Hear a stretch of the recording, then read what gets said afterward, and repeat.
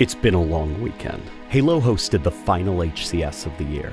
The players competed, the crowds cheered, and Halo fans came together to celebrate the franchise they love.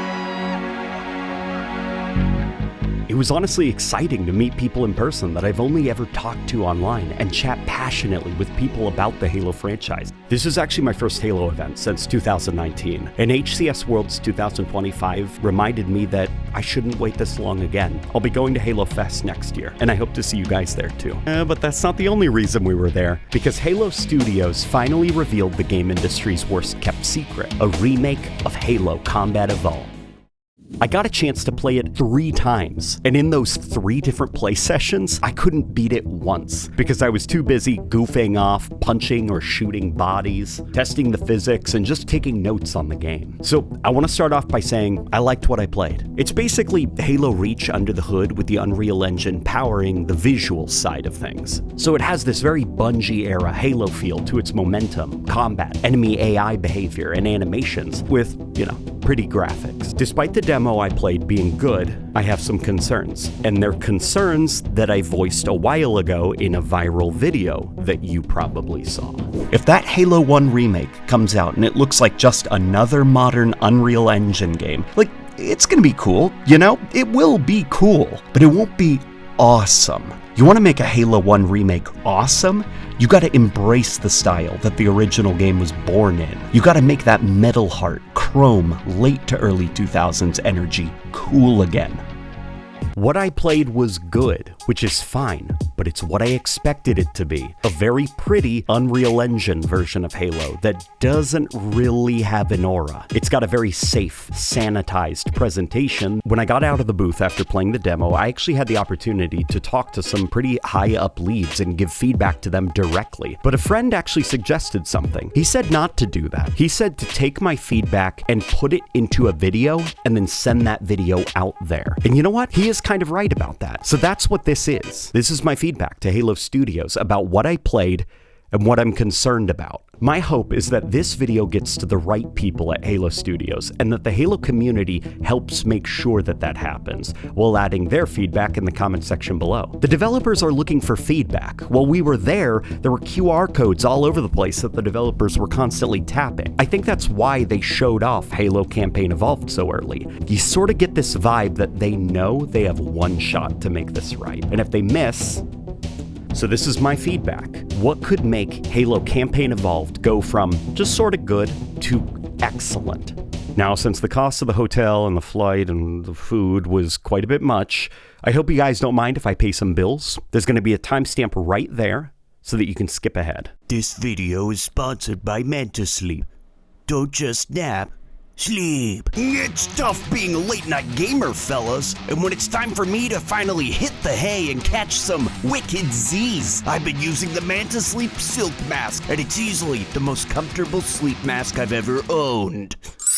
The material, premium, soft, lightweight, and super gentle. What I really love is the adjustability. You can customize the fit so it doesn't press awkwardly on your eyes or slip off during the night, ensuring no sneaky bad dreams can slip in. And it's designed with comfort in mind, which makes it perfect for whenever I need to sleep without the lights in my eyes or just want to block out any distractions. Sleep is all about the pro-nap movement. Sometimes I just need a hot 30 minutes during the day to get my brain moving again. And honestly, using this mask makes it so much easier to get some quality sleep. The mask also makes for a great gift. Just saying, my wife really loves hers. If you want to try it out, head over to mantasleep.com and use my code LateNightSleep for 10% off. I'll also have the link and code in the description and pinned comment. Again, huge thanks to Sleep for sponsoring this video. Click on the link in the description to support the channel and join the pro-nap movement. Thanks, Sleep. Hey, how you doing? I want to go over the 3 major concerns I had with what I played. The animations, the art, and the shell of the game. You probably noticed that I didn't mention gameplay, and the reason why is because the plan is to add more skulls than any Halo game before. And well, yes, adding sprint, aiming down the sights, removing D-scope, etc., is sort of sacrilege to us old Halo vets. There are some people who genuinely aren't bothered by any of it and even enjoy its inclusion.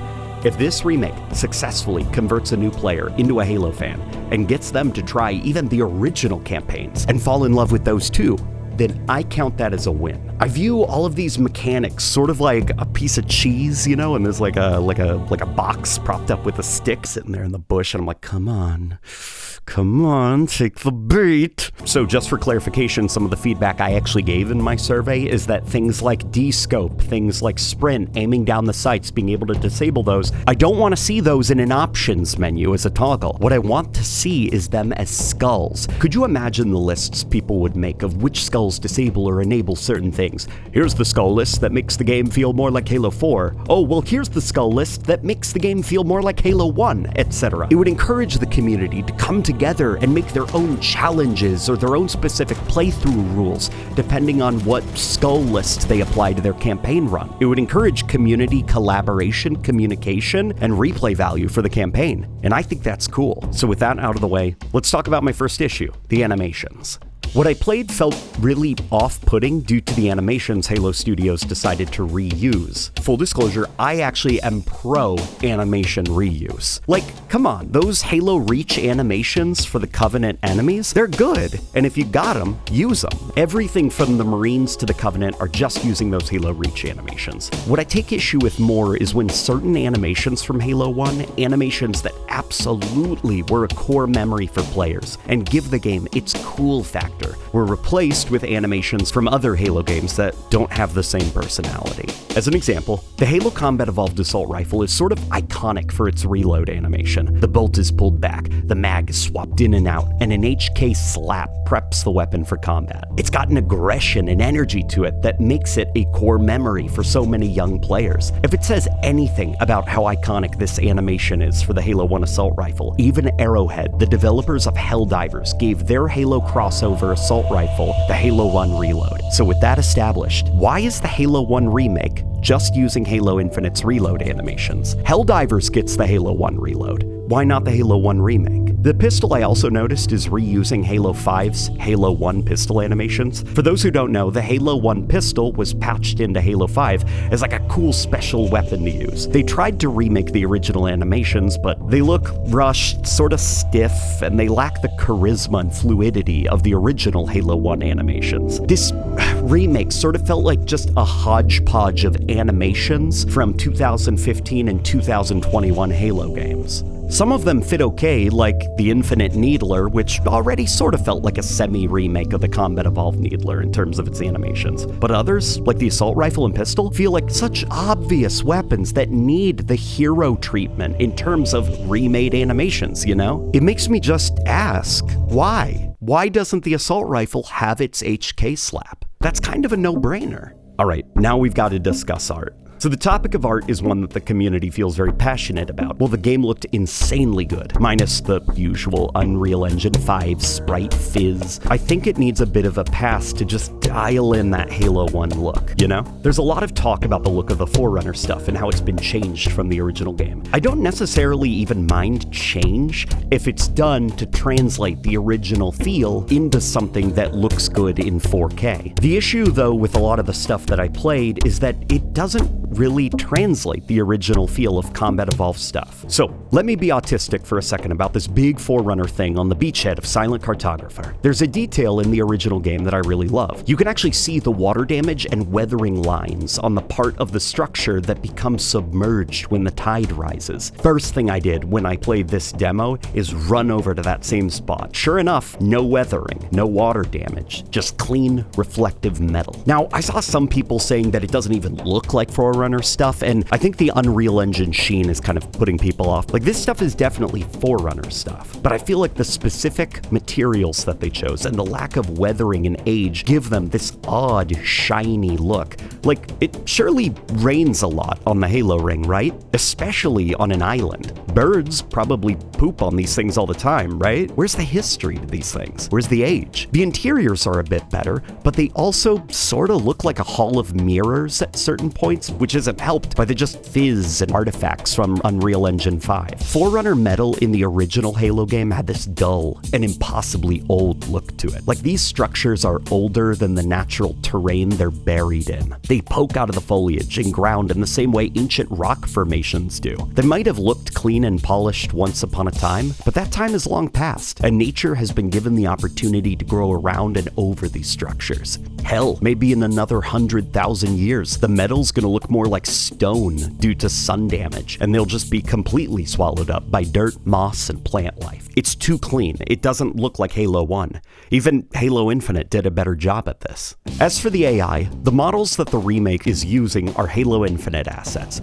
which in some cases is alright because Infinite assets very much feel like the spirit of Halo 1. But other times, I can't help but feel a little bit confused. Halo 1's Marines have this really unique look to them. So unique that Halo Infinite released a series of microtransaction cosmetics that are themed around their specific aesthetic. Gray, armored up, with little green tactical eyepieces. The concept art of them feels ripped out of a late 90s anime, and you can see that cool edge in their final design that incorporates a little bit of colonial Marines from the Alien franchise. They have this aura that's very different from the aura that the Infinite Marines have. And don't get me wrong, the Infinite Marines are cool. It's a shame that this Halo 1 remake chooses to just use Infinite Marines rather than making new models that capture the spirit of the originals in 4K. And that sort of goes for the Covenant creatures too. They're all just banished from Halo Infinite, except for the Hunters. They look cool. The creatures of Halo 1 have this very specific early 2000s look and flavor, you know? The Grunts have purple skin that complements their armor so nicely. The Jackals are like these weird pirate things with tattoos on their arms and these vases. I love the designs of Infinite's Banished, but they are Infinite's Banished, you know? If the goal for this remake is to be faithful to the original Halo while modernizing it, I feel like the fanbase has already demonstrated these designs can be updated so that they look visually pleasing and not low poly in 4K. Hell, official artists at Halo Studios could probably go further and really enhance the vibe and personality of these original designs. It feels kind of like a repeat of the mistakes that Combat Evolved Anniversary made in 2011, placing assets from different Halo games all over the original art rather than bringing forward the spirit of the original art. But if we can't get new designs that are more in the spirit of the originals, could we at least tweak those Halo Infinite assets so that they feel more Halo 1 than they do Halo Infinite? And finally, the UI. You know I feel passionately about this, and hey, I do actually have something positive to say. The demo's UI was okay. I liked the desaturated, sort of dreamlike free cam flying through the environments. Mixed with the music of Halo Combat Evolved, it just gave the UI a genuine atmosphere that, honestly, I don't think a Halo game has had since the Bungie days. I liked the amount of options that were also available. Currently, you can choose between two HUD layouts, a modern and a classic one. You can tweak the colors of enemies and friendly blips on your motion tracker, you can turn on and off objective pop-ups, and there's accessibility and controller options that the original release could have only dreamed of having. If I could make a small input, I'd also like to see the ability to turn off the hit marker.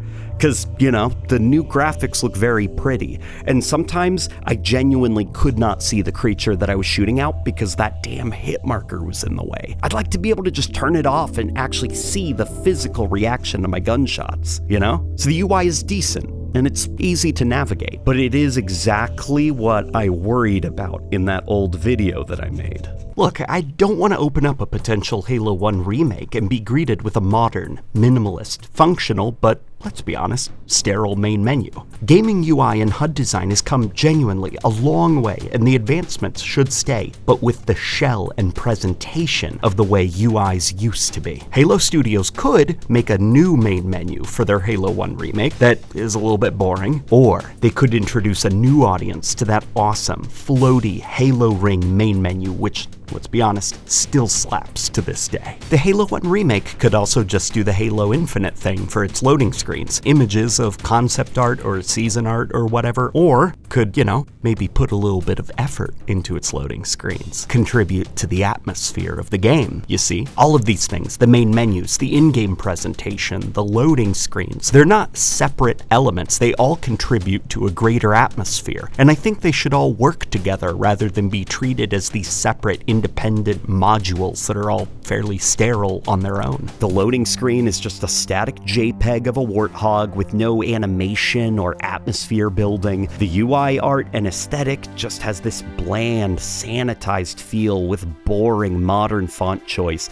2019 era minimalism, and just no personality, man. Hell, you probably noticed the UI layout pretty much copies Infinite's UI layout beat for beat. And when you start the campaign, you don't even have that classic beep, beep, boop. It's just a fairly generic, modernized version of it that sucks. And you know what's really sad? Right now, in pop culture, the early 2000s are back. Turn of the millennium fashion is the thing kids are into. Older brother core, baggy low-rise jeans, dumb phone communities are on the rise. Tamagotchis are selling like gangbusters again. I heard 3 Days Grace on the radio in Seattle. And has anyone actually walked into a Hot Topic recently? You wouldn't be able to tell what year it is anymore. Culture is cyclical, and smart brands capitalize on that. Stranger Things hopped on the 80s revival early and benefited from it. Guys, if you don't believe me that the early 2000s are back, a shitty horror movie just came out called Y2K. Hello? The era that Halo 1 released in is here right now, and it's insanity to me that we're still trying to do this gentrified corporate minimalism. It's like the Halo Remake is trying to give Cracker Barrel a run for its money. I asked a developer if the UI was actually final, and they mentioned that that's sort of what it's gonna look like. They might polish it up a bit more, get a bit more futuristic UNSC tech in there, and dude, what are we doing?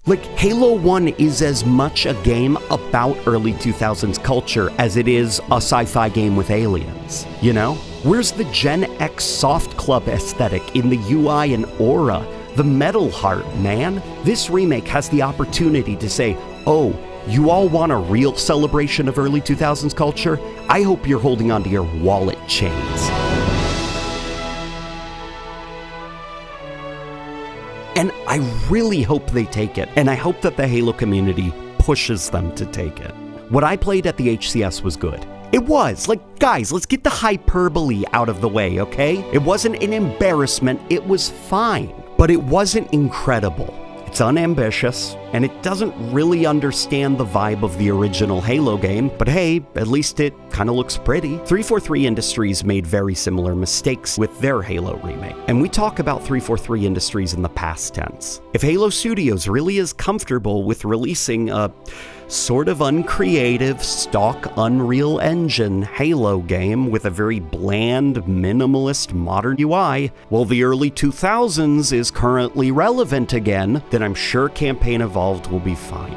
It'll sell copies. But this guy taught me that mediocrity can be turned around into franchise revitalizing success stories if the fans are listened to and the leads, managers, producers, and studio heads are passionate enough and care. And I think they do care. You guys still have time to turn this thing around. You still have time to act on our feedback. There is still time to stop the key from turning. I hope you're listening, Halo Studios, and I hope this remake kicks ass. So let's make it kick ass.